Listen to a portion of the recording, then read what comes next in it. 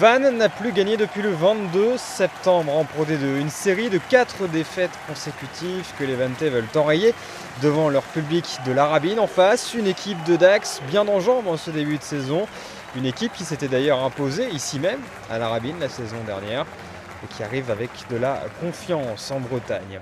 D'autant que les Landais peuvent prendre une avance conséquente sur le bas de tableau en cas de victoire face à Vannes.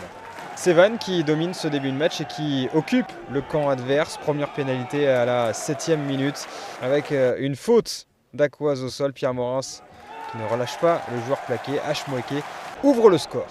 Dax va avoir l'occasion d'égaliser quelques minutes plus tard face au Perche. Faute au sol des Vanntais, c'est cadeau et Nicolas Caché en profite pour remettre les équipes au coude à coude.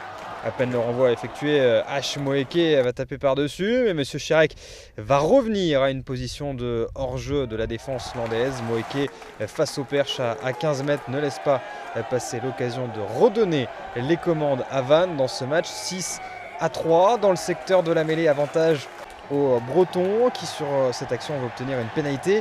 Lancé à 5 mètres de la ligne adverse, le porté est formé, mais le porté est écroulé et le coupable désigné par M. Chirek, c'est Maxime Delonca. Le talonneur prend un carton jaune sur l'action qui suit.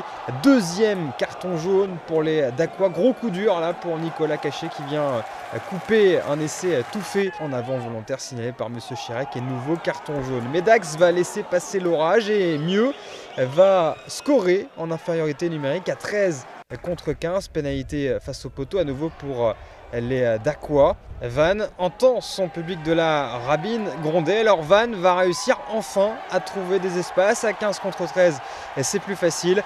Gwenaël Duplaine va prolonger au pied et à la course, c'est Lutumailagi qui est le plus rapide. Il parvient à aplatir du bout des doigts le premier essai de ce match. Transformation pour Ashley Moeke.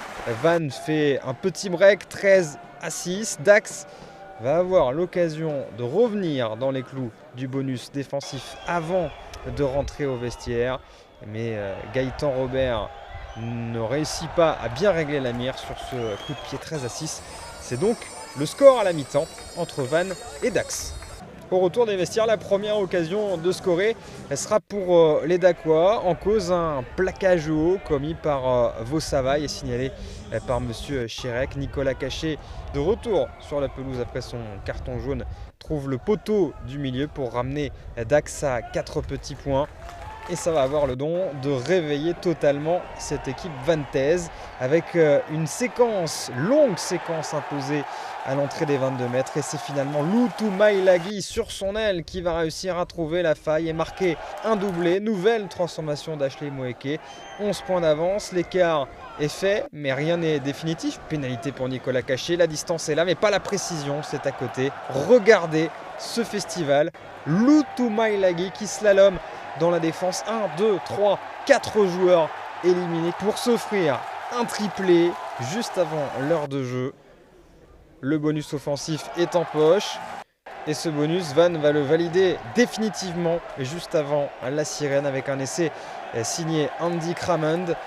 Suite à ce maul formé après cette touche à 5 mètres de la ligne. 4e essai pour Vannes.